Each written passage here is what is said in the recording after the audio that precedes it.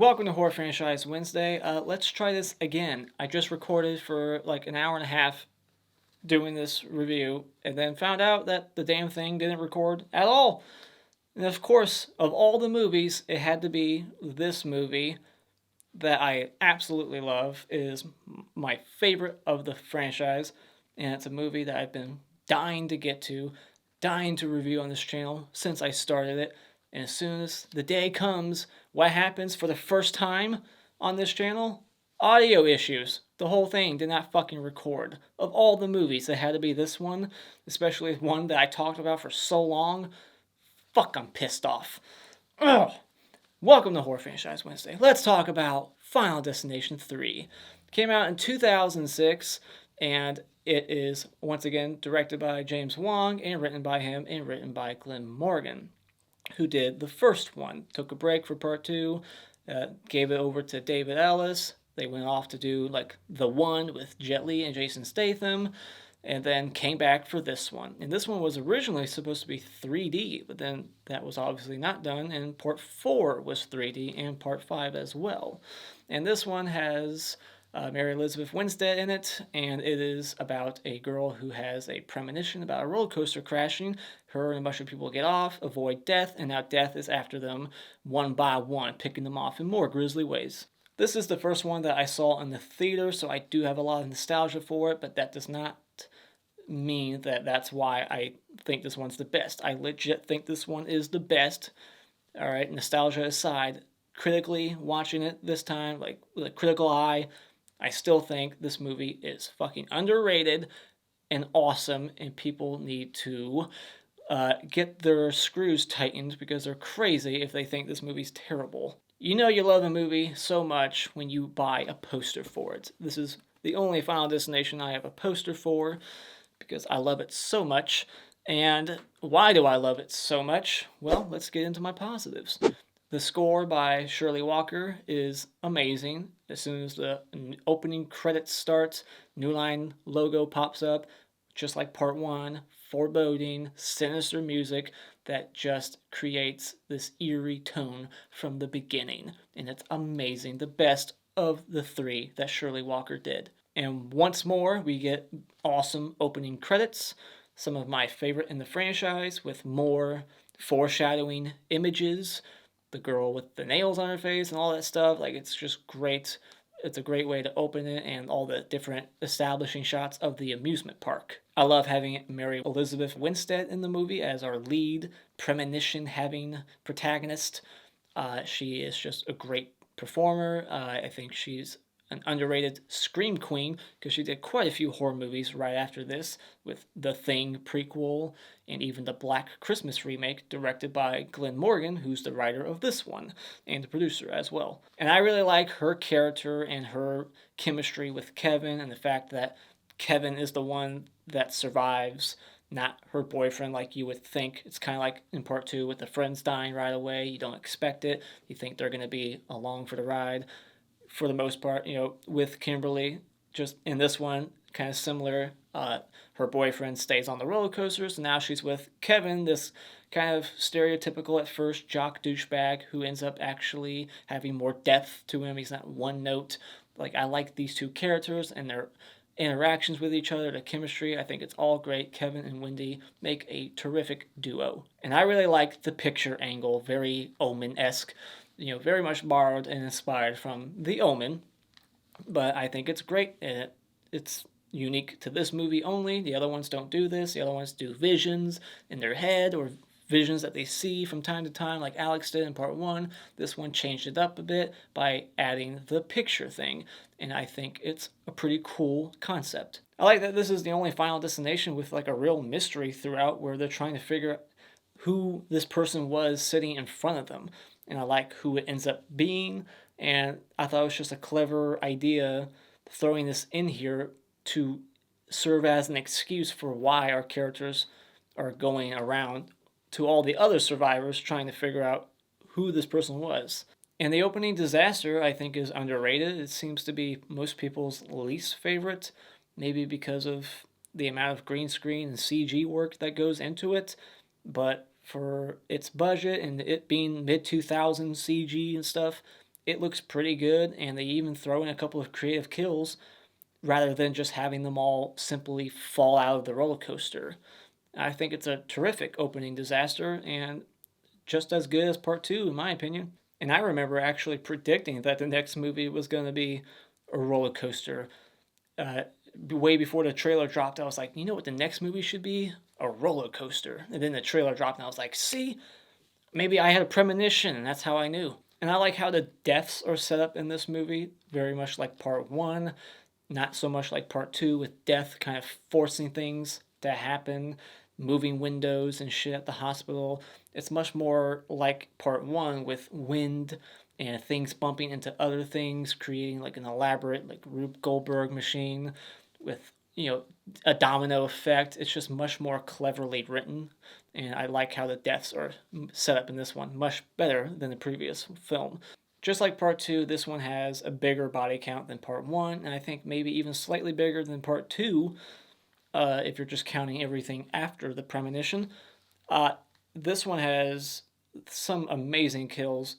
I would say just as good, if not better, than part two. I think these kills are very brutal, mean spirited, a lot more painful, and just very creative. And also, this movie has probably my favorite kill of all time.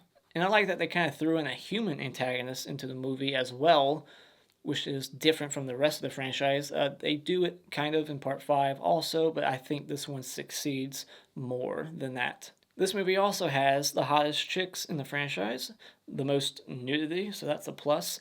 And funny enough, I think the hottest girls in this movie are not the ones that are supposed to be the hottest. The tanning bed girls, I think they're actually the least attractive. Still gorgeous, but they're the least attractive. I think Erin and Wendy and her sister are the most attractive. Another thing that makes this movie better is the fact that they don't waste a lot of time on exposition. Because the first two movies exist, the main characters just go off of what already happened and they just quickly accept it. Like, okay, it's happened before, so they quickly understand. The writers obviously knew that we knew, so it's like, why waste so much time re-explaining it? Like, they wrote it with us, the fans, in mind. Like, let's just get the characters aware of what's happening, and now let's just keep going. Like, it's much quicker paced. This movie has a perfect pace, and they don't have more rules introduced. They don't convolute things like part two. They don't have a scene going to Tony Todd's character to find out what's happening. Like, none of that stuff. And because it's the same writer and director of part one, that explains why this one feels more in line with it, like tonally. It has some humor in it. It has Frankie, the new Billy Hitchcock of this film, but it's not too much, and it's much more suspenseful than part two. Part two was just more humorous and goofy and had all kinds of silly characters thrown in. The guy in the elevator, so much crap that I just wish wasn't there. This one went back to basics, back to the first one, and just made it more suspenseful and less goofy. And something that's very unique to this movie, not only in the franchise, but period, just in horror movies in general, is the fact that this DVD has a Choose Your Fate special feature where you can watch the movie and get a different result in many different scenes, and the ending also kind of like you get a different kill for this person. This person lives, this person gets electrocuted instead of on fire, this person gets completely squashed instead of sliced in half. This ending isn't on the subway train, it's just at the festival instead. Like, there's all kinds of different scenarios, and in fact, there's one situation where the movie just kind of ends 15 minutes in, and then it's like, no one died. I believe so, right? Like, I haven't used it in a long time. I only did it once, but I remember there was a scenario where they did like a coin flip, and then they never got on the roller coaster, and that was it. End of movie. So, very interesting. So, I think that's a cool concept, but not a lot of movies do it for some reason. I guess it's too expensive, too complicated. I wish more did it. And the voice you hear on Choose Your Fate is the actress Kristen Cloak, the wife of Glen Morgan, who plays Mrs. Luton in the first Final Destination. And lastly, I thought this movie had the best third act, the best ending also. you get two cool disasters, two big set pieces instead of just one, like the other movies, really. Like, this one has a pretty cool finale. It's just action packed, it's very intense. I love everything at the Tricentennial Festival. I just love the atmosphere of the movie, especially the whole theme park opening, that atmosphere there. I always like horror movies set at like theme parks, like the fun house, carnival, stuff like that. Getting into negatives, I have no negatives. The only thing I'll talk about here is what a lot of people talk about, and that is the plot hole. Frankie's camera. And I just looked past it, but if I had to try to like explain it away to make it work for me, I would say that Death was always planning on breaking at least the front half of that roller coaster. And they make it seem like it's loose to begin with, so maybe Frankie's camera broke it a minute sooner. And then if he didn't drop it, it was going to break anyways a minute later. So you never know. And also, they make it seem like the front half and the back half are connected to the console, like separately. Like, the front half can be controlled with different buttons in the back half. Like, they hit a button in the front half, or the back half opens up the restraints. So they make it seem like they have separate wiring for each one. So maybe the cord that we see break was for the front half, or the one that looks loose, and then Frank's camera broke the cord for the back half. So without Frank, the back half was fine, and it never, fell off the tracks. It was just the front half that was always meant to go. That's my excuse. So yeah, I can explain it away. I can accept it. I don't see it as a big plot hole.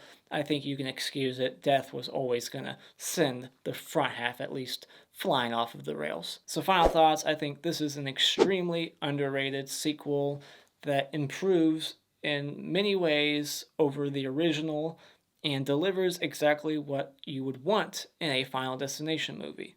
It's a fun, terrifying roller coaster ride that moves at a breakneck pace and contains, like I said, probably my favorite kill of all time. So when it comes to Final Destination 3, I absolutely adore this movie. I've seen it 100 times. I gotta give it 5 out of 5.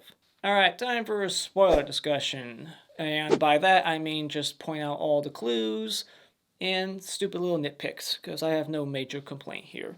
So the opening credits, we get some foreshadowing, and we see the devil and the nail girl, nails all over her face, foreshadowing Erin's death, the two girls in the electric chairs, which is Ashley and Ashlyn in the tanning beds, and in the Choose Your Fate, the one girl gets out and then gets electrocuted holding the other girl, so they could have been electrocuted in the alternate death, but they get lit on fire instead. And also you see a guy chewing on like a saw blade, and it's like in his mouth, like kind of like Billy Hitchcock's kill. I'm thinking that's supposed to be kind of a foreshadow, not really a foreshadow, but like just paying homage to his kill, I guess, in part one.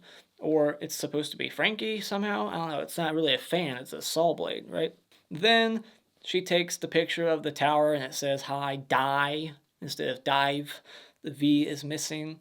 And I noticed on this watch how weird her camera sounds when she takes pictures. Like, it doesn't sound like a digital camera would. But I don't know cameras that well. It just sounds like one of those old cameras from the Old West. The first cameras, where they got behind the blanket and they held a button in one hand. Like, it sounds old. The way when it goes off, listen to it again. So then, Lewis's character. The clues here, besides the photo. When he is, he's playing this weight game and he dies in a weight room. And he says 3 a lot, and I thought about it. He's the third death scene. He's always like, that is 3, number 3, I'm the man, number 1, high five. What? get the fuck back, like whatever he says. Like, I love his character. That is number three. Oh, I'm the man. Man, I am hot, man. Give me some right here, man. Right here. What you doing? Get the fuck back. Oh my God, I am good. And so, yeah, he's the third death scene. You got the tanning bed scene and the drive-through scene, and he's number 3. Number 3.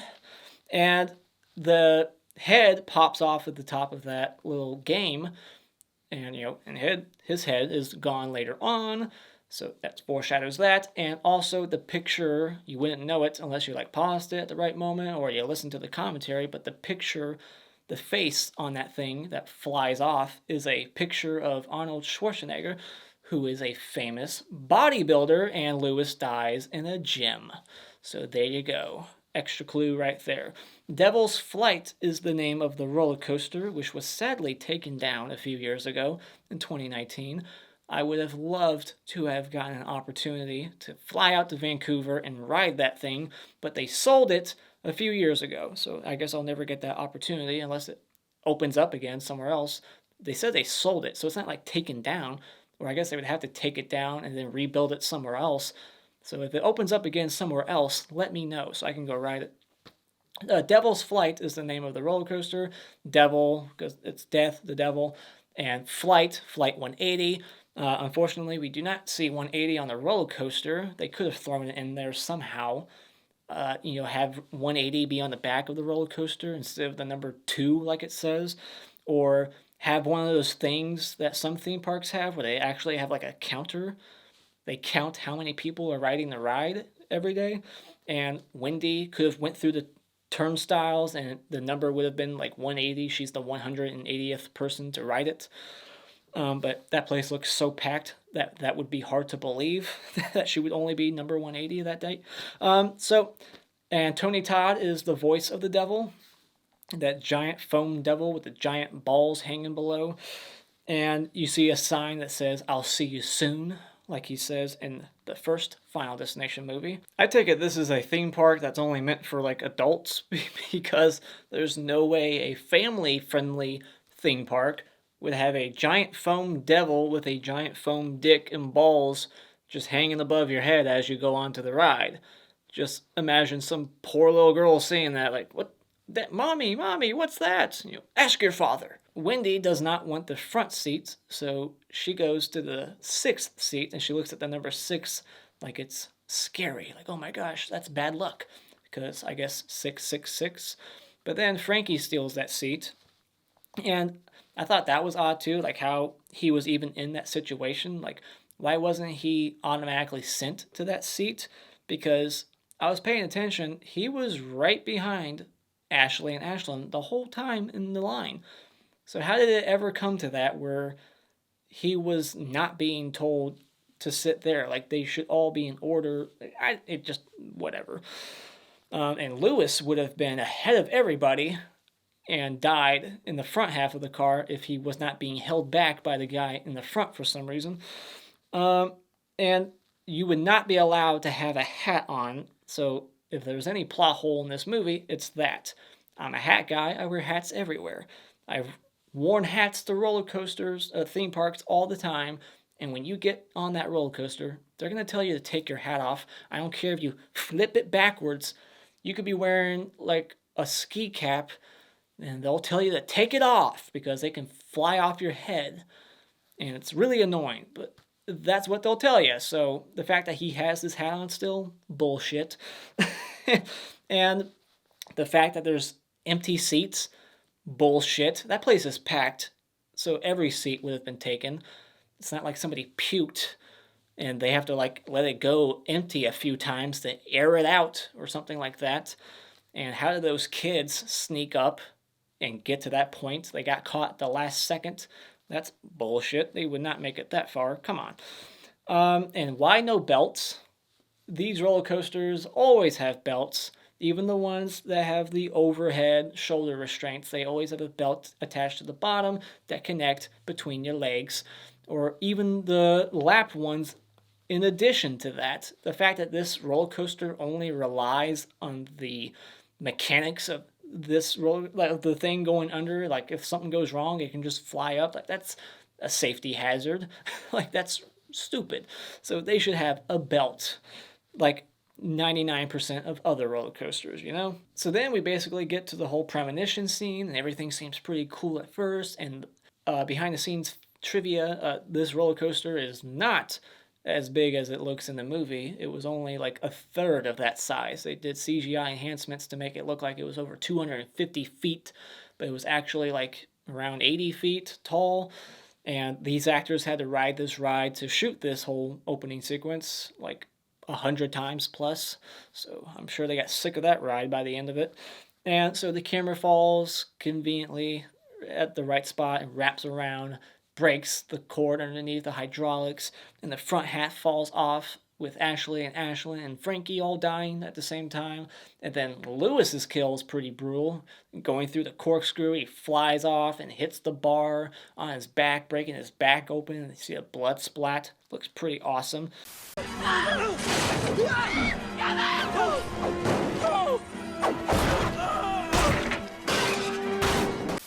They get stuck on the loop. Bad coincidence. Like, of all the places for it to finally stop, that's where it stops. And I did think, like, why didn't they have a stop button on this ride? I'm pretty sure they do when they show that one shot of, like, the panel, all the buttons. He hits the go button.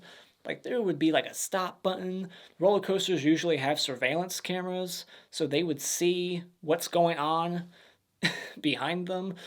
And they would see Frankie going up the hill. He had the camera out. And so they would have seen that, and they would hit the stop button, like, sir, get rid of your camera.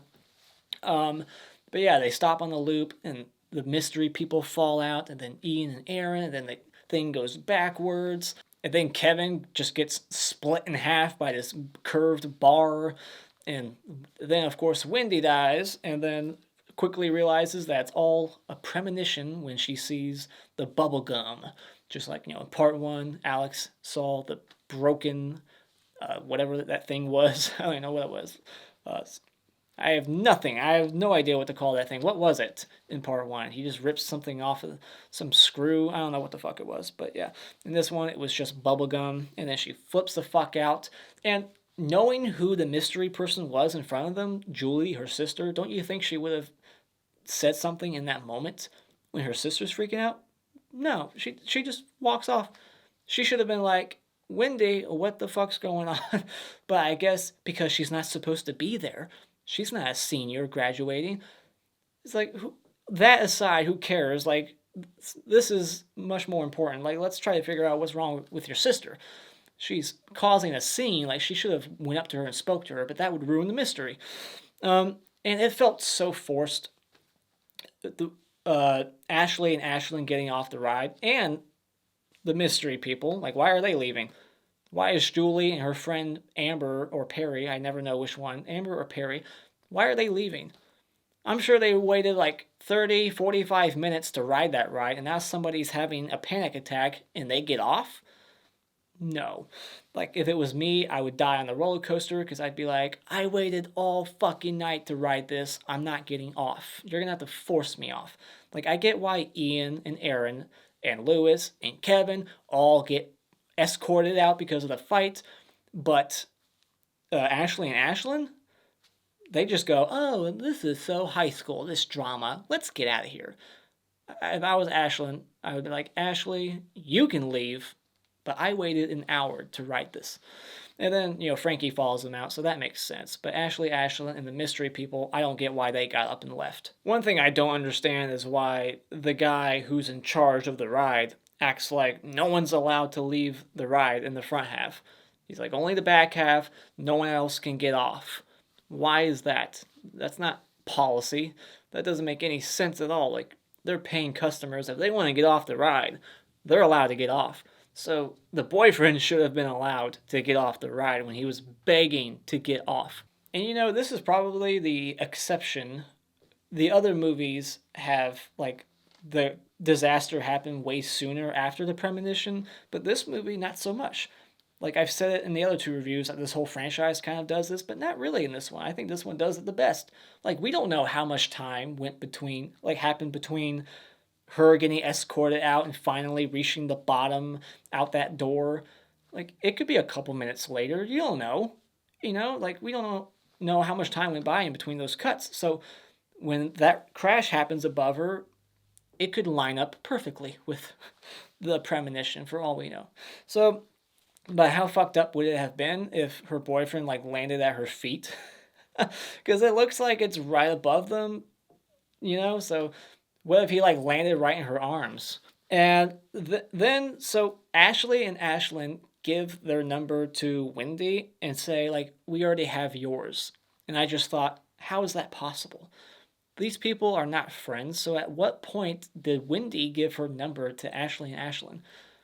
I just thought that was unbelievable. All right, there's a nitpick.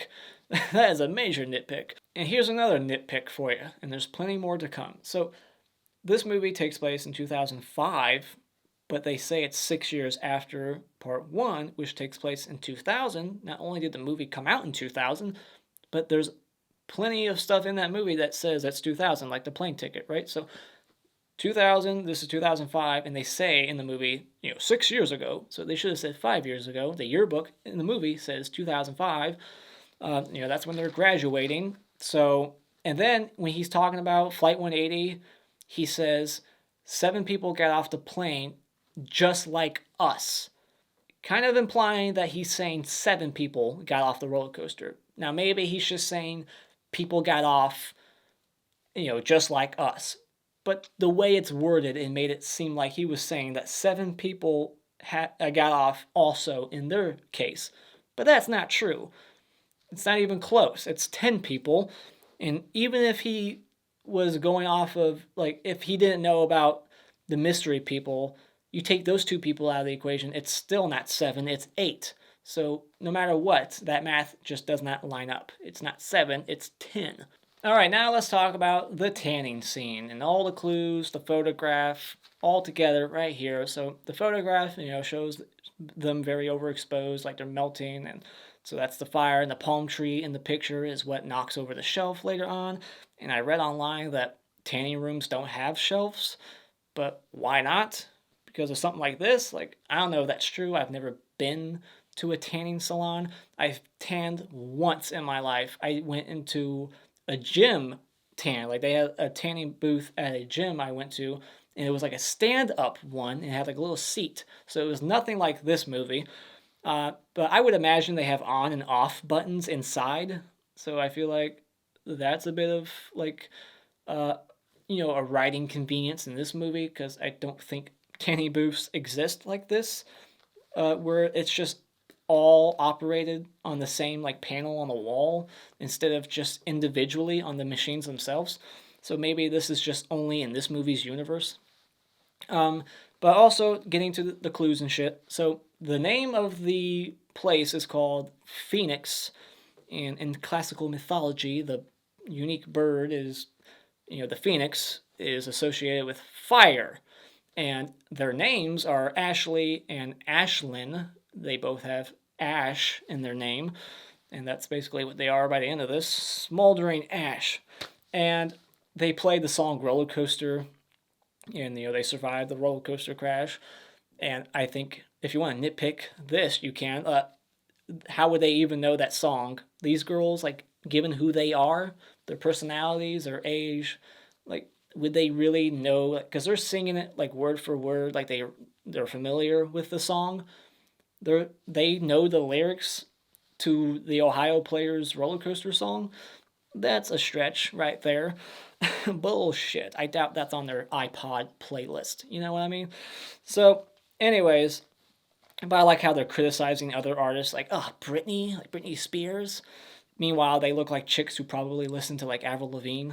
So who are they to judge? Then the thing like falls in between, the shelf falls, and how did that happen? Like, how can't they push it out? Like, there's like slits in there, so it's like it looks like they would be able to see it from within and push it out, but I guess not. But yeah, I like how this was all set up. I like the domino effect here with her slushy, the condensation dripping onto the VAC box and causing the temperature to go up in the room, and because of that, the air conditioning goes off, hits the palm tree, and bumps into the coat hanger thing, the rack that she put her heavy ass luggage on it, and then that fell and hit the shelf, and that she loosened it when she was looking for music. Like, it was all cleverly done. And there's a moment when they're on fire that you can see their skin start to boil, and the boils like burst. It's fucking brutal. And foreshadowing their tanning beds breaking, the glass below them, you see Wendy's lamp, the bulb explodes, foreshadowing that. So that was another thing that I caught on this viewing as well. And I just want to tell a very quick, silly story, but it's connected to the movie. It's connected to this scene. It's something I think about every time. Every time I see this scene, when I watch this movie, I think about this memory. Back in 2006, right? Yeah. Or maybe it was early, like 2007. I was with my girlfriend at the time, 10 years old, and I'm at my girlfriend's house, and for some reason we're watching this movie on my girlfriend's mom's bed, her single mom, and we're watching it with her, and these two girls are naked, tanning, so it's kind of uncomfortable. And then at some point, I remember my girlfriend leaving the room, and then for some reason, her mom just started talking to me about condoms and what they're for and how you put them on your dick. Don't know why. It just happened.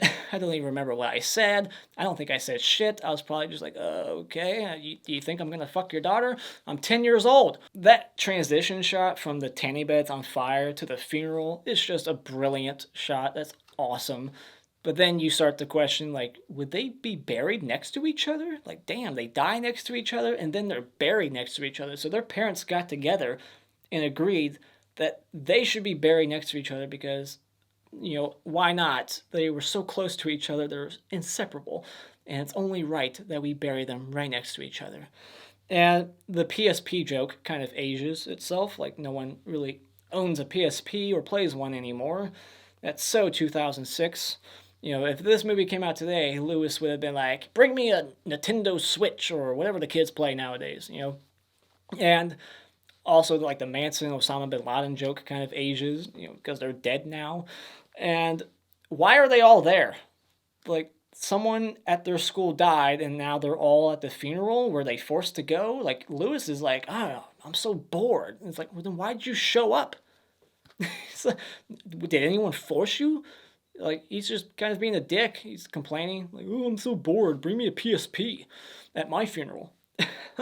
So it's like, why do they show up? Like, I never showed up to anyone's funeral that died at my school, so it's like, why are they here? I can understand Wendy being there, and I can understand even Frankie being there, because he seemed to idolize those girls. He was, like, all about them.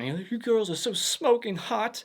I just stuck around to see you girls develop more, And speaking of Frankie, the actor playing Frankie, originally they did not hire him because he looked too old because of his receding hairline.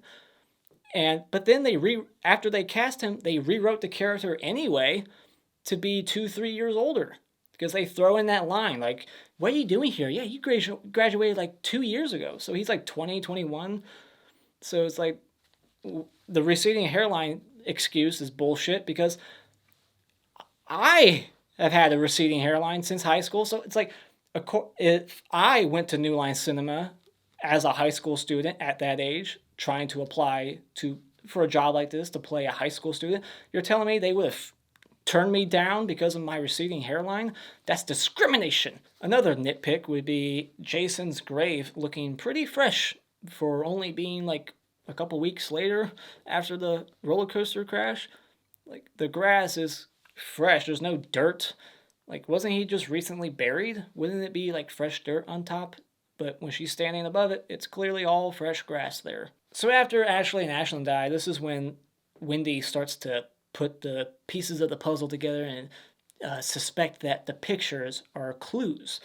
And so she shows Kevin a history of pictures that foreshadowed other people's deaths and disasters like the Twin Towers, 9/11. I'm not sure that photo really exists with that airplane shadow. And then the one with Lincoln, and I read that that's not true. That's not where he was shot. I think he got shot lower in the head. But I like the point she was making. And then they see the photo of Frankie, and I like that it's misleading. Like, they look at the wrong photo. They waste so much time trying to figure out this photo, and it's the wrong one. So I thought that was cool to throw in here. And that line about SpongeBob makes me laugh, but I just think it's odd that she thinks that's ridiculous that he would know that SpongeBob lives underwater. He's like, oh, is he gonna get crushed by like a giant SpongeBob? And then he's like, wait, SpongeBob lives underwater. And then she says, oh, that's so sad you know that. It's like, who the fuck doesn't know that SpongeBob lives underwater? And why is that sad? SpongeBob rules. Fuck you, Wendy. Come on, let's go. Come on, come on.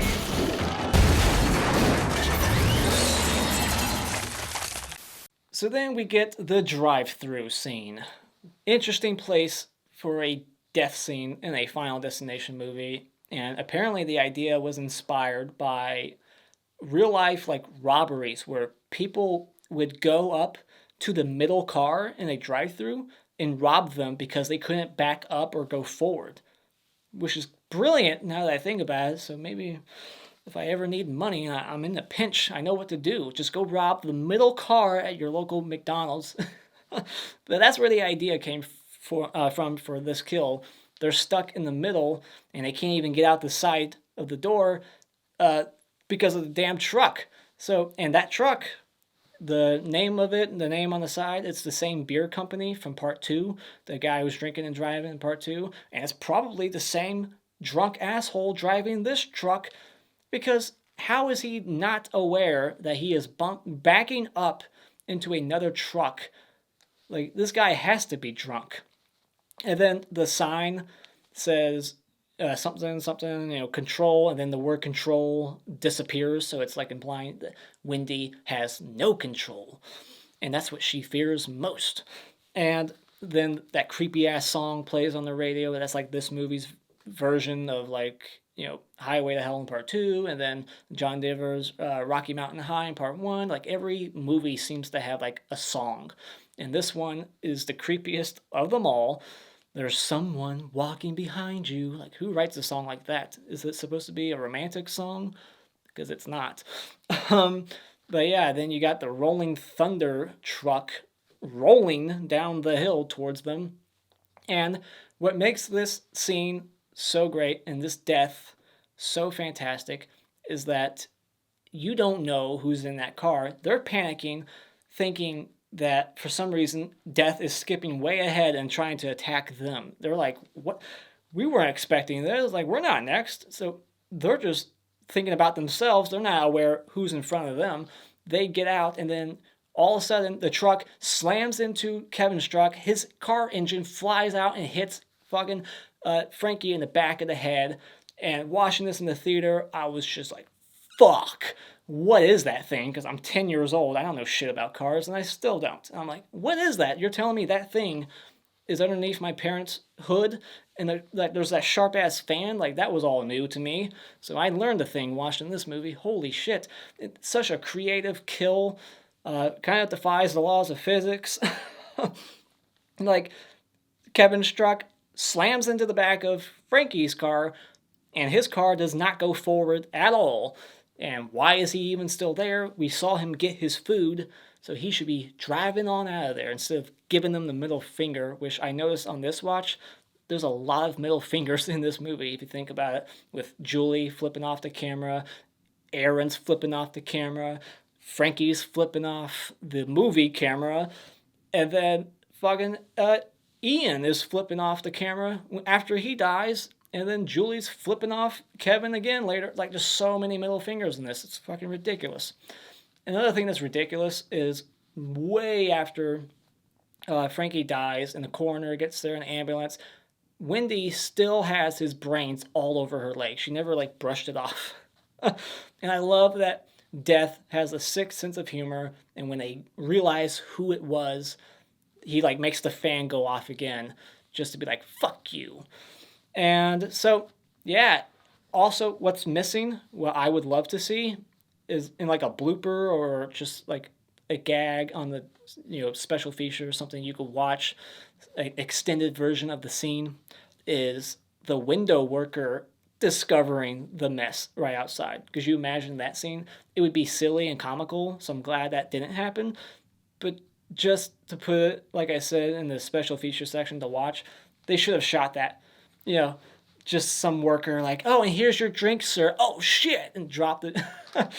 And so, yeah, that just would have been phenomenal. Then we get kind of a sad moment where Kevin reveals that he was going to marry Carrie, and Carrie already said to Wendy earlier that she was going to break up with Kevin, and she keeps that to herself, like, ooh, I'm not going to tell you what she said to me. You know, I don't want to break your heart. And it's just a cool little tender moment they threw in here. You know, it's pretty nice. I like that the scene's here, and I totally am understanding his decision to not want to see his photo, but I feel like I would want, like, I would feel that way too, but I would also be like, I want to see my photo so I know what to avoid. You know? Like, he's like, I don't want to see my own death before it happens. I'm just going to freak out. It's like, but yeah, but if you see the photo, you'll at least have an idea of what to avoid, like the others do with the fan and all that shit in their photos. Like but his photo is very ambiguous. It's hard to interpret what the hell's killing him in his photo. You know, it's just like him overexposed. So his photo wasn't really going to help him out much. But still, like, if it were me, I want to see the photo. What about you? If you were in this situation, would you want to see your photo beforehand? You know, Carrie is probably lucky she died on the roller coaster because according to her photograph, she would have been eaten alive by alligators. So now let's talk about Lewis's death scene and all the clues in the photo and all that stuff, all that jazz. So, you know, in the photo, you got the bear, and there's that bear mascot for the Bruins. What the fuck is a Bruin anyway? Fuck the Bruins. And then there's real swords hanging on the wall, sharp ass swords. Why? I don't know. Like, you can't just buy fake ones as just, you know, decor. You have to buy real ones. That's ridiculous. And so in the alternate scene, in like the Choose Your Fate, they walk in, they say nothing to Lewis, but he's just like, you know, what the fuck are you guys doing here? Boom, he's dead. The swords never came down, never cut anything. So that's a plot hole right there. That's even more of a plot hole than the camera on the roller coaster track. Like, this scene wouldn't work that way. So I'm glad we got this scene instead with the conversation and him being like, you know, I'm alive because of me. You know, she got a hunch. You know, I get lucky because blah, blah, blah. Like, I feel like I could quote a lot of shit from Lewis. I love his character. Fuck that! I just win! That's all I know how to do, Kevin! Baby, I just win! He just gets his head fucking demolished. And in the theater, I had no idea what happened. Again, with like the engine, I had no idea what that thing was. But with this kill, I was like, what just happened? To me, his head just exploded. You know, there was nothing that hit him because the way they shoot it and the way it's so quickly done, it's like, wait, what? Like, you see something moving for like half a second towards his head, and then it's just like over. And I wish, if they could go back and reshoot, like, I wish we got to see his body aftermath shot of his body sitting there with his head still stuck, just a little piece of it left stuck in between the two weights squashing it. You know, that's what's missing. All the blood just oozing down his shirt. Very similar to the one I'm wearing right now in tribute to Lewis. And so, yeah, that's missing. I want to see that shot. But yeah, that weight equipment does not exist. They had to create that for this movie. And what the hell is that thing even working out? He's just like pushing it down. Like, his arms are like fully extended. So what is he working out? Is deltoids? Is that what that does? Like, I've never seen any weight equipment that looks like that. You'll notice in the gym that there's a quote on the wall that says, what doesn't kill you makes you stronger. And that's what Kevin said earlier in the movie to Wendy's boyfriend. So I never made that connection before. Another thing I never really noticed before is when they get to the home improvement store, Erin says, she refers to a customer earlier in the day as a pinhead.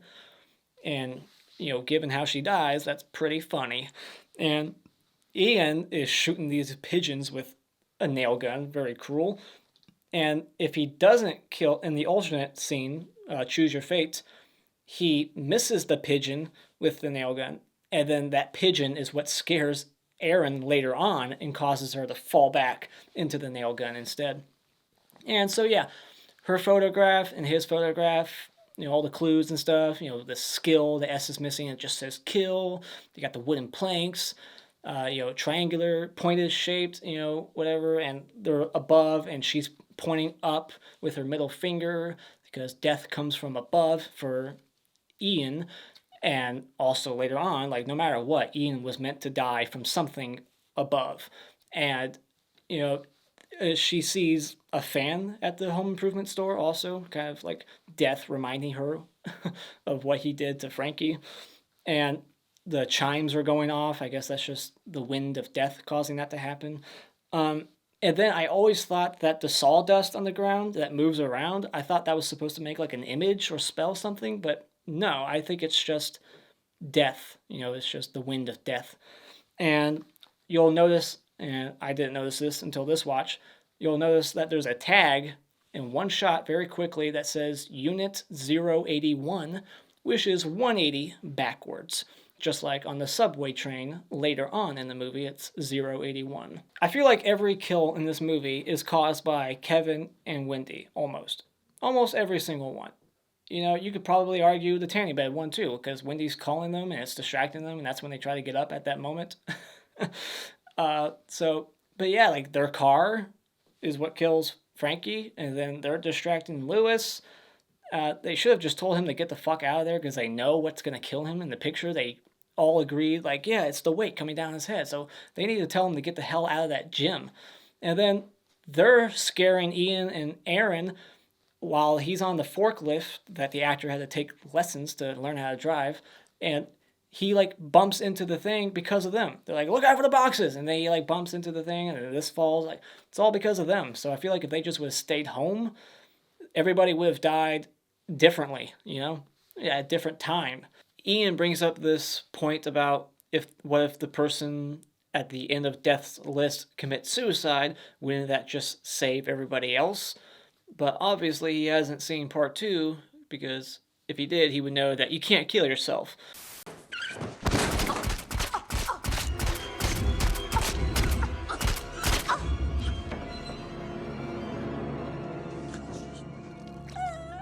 So then we get Erin's kill, which is absolutely amazing.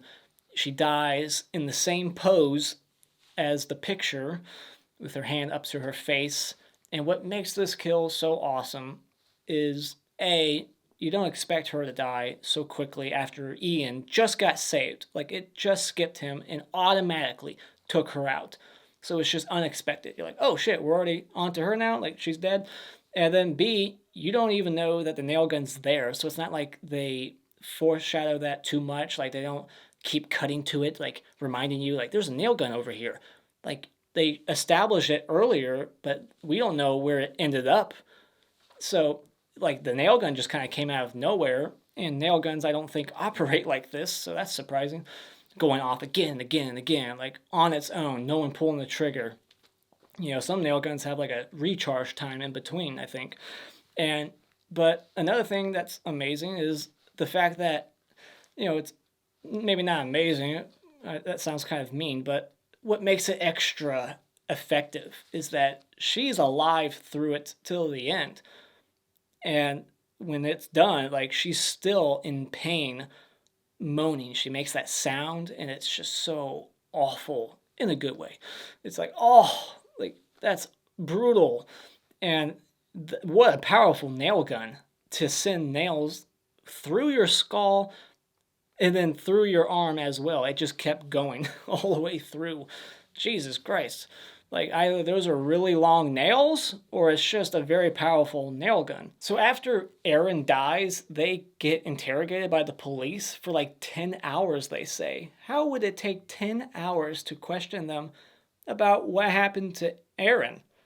Like, it wasn't, I guess because of the fact that that nail gun can't go off, maybe, because that's kind of supernaturally happening, because I don't think nail guns can just keep going off like that. So they're like, you're telling me this was an accident? And it took them 10 hours to question them about it?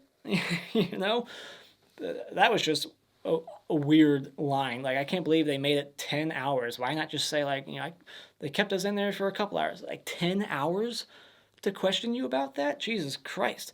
And they're at the Tricentennial, those cops, they're still, like, suspecting them of killing Erin, I guess. Because you can see them at the Tricentennial, they're, like, looking at Kevin, or maybe they're just there doing their job, like something else, but it seems like they're there specifically looking at Kevin, thinking that he's a murderer. And I'm kind of glad that we never got to see that interrogation. Like, we already got that in part 1 and 2. Like, we don't need to go through all that again.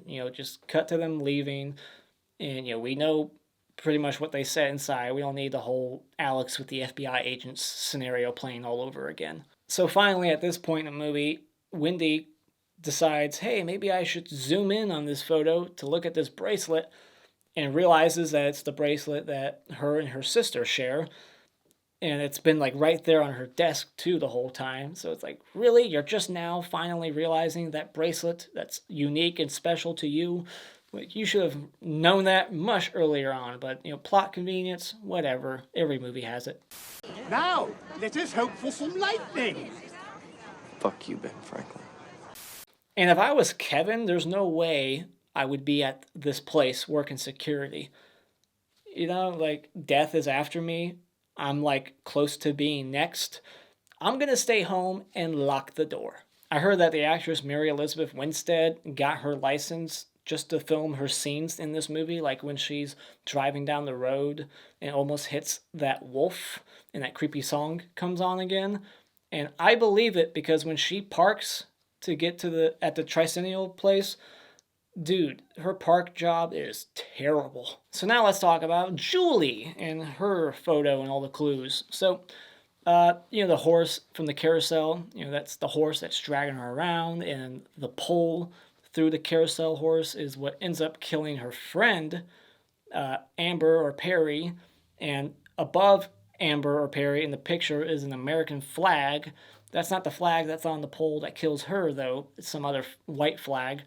But, if it was an American flag, that would have worked even better. And you would never really notice that unless you pause the movie, because they never focus on it much. They always zoom in on Julie, or middle fingers, the horse, but they never really zoom in on her friend and the flag above her head. And I guess her middle fingers are supposed to be, like, symbolic. They symbolize the spikes that are going to go through her head, I guess. That spike harrow thing, whatever they call that farming equipment that they used to have back in the day, or they still do, but it doesn't look like the way it looks like in this movie. But yeah, that would have been a cool kill to see if she actually did get dragged into that thing, those two spikes going through the top of her head, out her chin, probably. Like, that would have been a gory ass kill. Right before Perry gets that pole through her chest, I thought it was weird that she was kind of like seeming like she understood what Wendy was talking about. Like, Wendy is talking to Julie saying, who was sitting next to you on the roller coaster? I gotta know. She's next. And then Perry is freaking out, it looks like. She, like, stands up all scared and then gets killed. She should have been confused. Like, what are you talking about? Next? Huh? Like, what the fuck? And then get killed. And I think it's kind of interesting that when Perry dies, she kind of resembles a carousel horse with the pole through her back. So then Wendy saves Kevin. He almost gets his face burnt off. And Ian, I guess, is now a believer. Seeing is believing, and somehow knows that he's going to be causing her death. Or maybe he's just assuming that. And he's like, you caused my girlfriend's death. And, what he's saying is kind of true. They did kind of cause it. But he was the one working that nail gun, and he placed it there, right? So it's kind of his fault, too. But yeah, and Wendy saves herself, has a suspicion that something's going to happen behind her, and ducks out of the way. And, Ian starts acting all cocky, like, I'm not going to die. He's acting like Carter, like, you're next. I'm not going to die. And then a sign with his name on it ends up falling on him. The cherry picker lowers it and chops him in half somehow. Originally, he was supposed to be just splat, but then they reshot it and chopped him in half, which I kind of like because it makes him look like the way he looked like in the photograph. Just half of his body is visible. and he's flipping off Wendy like his girlfriend was flipping off Wendy in the photograph.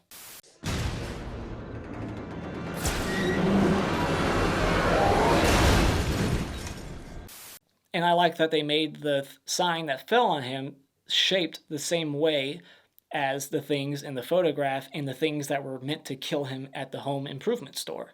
So then this movie flashes forward 5 months later, like part 1, and just like part 1, this movie reshot the ending and got it finalized and finished within 10 days before it was released to the public. And this ending is just a fucking awesome cherry on top. We get another premonition. The first time in the series to have 2 major premonitions, and you get the callback with that creepy song. They play it again, the guy with the guitar, kind of like the guy with the guitar in Paris, and she sees all these advertisements that are the same places where her friends all got killed, Frankie, Ashley, and Ashlyn, the home improvement store with Erin, Ian, like all that stuff. It's like too much of a coincidence. And then the voice that you hear in the train is Tony Todd, once again, who did the voice of the devil on the roller coaster. And she sees that the subway, the train, is 081, backwards in the mirror is 180. And now she has these 2 new friends from college, and I read that originally they were supposed to be Kimberly and Burke from part 2, and that at one point she was going to be cousins with Kimberly, but I'm glad that all got taken out. And there's like a deleted scene where a newspaper shows up during this this scene here at the train. A newspaper hits the ground and it has an article about Kimberly and Burke getting killed in a freak accident where they fell into a wood chipper, of all things. Like, really? How did that happen? So a rat chewing on a wire is basically what kills everybody. That, along with littering, this guy throwing the candy bar down, piss poorly, like he was aiming for the trash can, but bounced off of it. So littering is what gets everybody killed here, along with the rat. And Julie just gets demolished. It would have been interesting and cool if they somehow had them die the same way as like their photo, and how they were going to die before, especially Julie. Kevin kind of dies the same way because of just how he looks right before he dies. He looks like the photograph, his face pressed up against the window. He kind of has the same expression on his face from the photograph. And then he just gets caught between the wall and the train, just smashed to bits. And then, Julie gets obliterated by a wheel. And then Wendy gets ran over by a train. And there's an alternate ending where she just gets hit by a train and splats on the screen. And that's the end.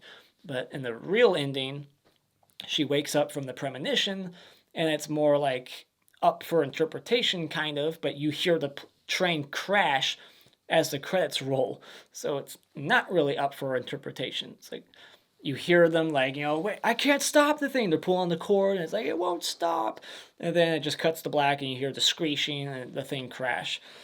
And so yeah, that was a pretty kick-ass final sequence. Very well done for such a short time. They only had like a few weeks to do that, like last second. They had to rewrite the whole ending last second and shoot that.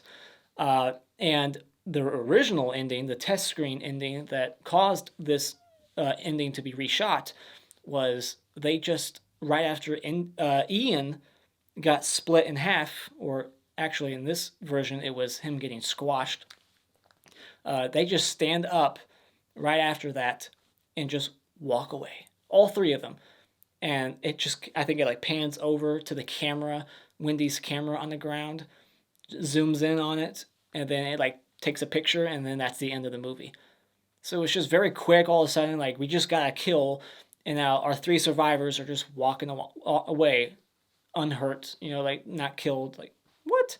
Like, that's not how you end a Final Destination movie. So that's why they reshot it, and thank God, just like part 1, the movie was, helped by a cooler alternate endings. So those are my thoughts on Final Destination 3. What are your thoughts on this movie? Where does it sit in your ranking? What's your favorite kill? Let me know in the comments below. And as always, if you like what you've seen here, you can hit this like button and become a subscriber today just by clicking on my cartoon face in about 5 seconds. And remember, it's all an opinion. You don't need to get butthurt about it.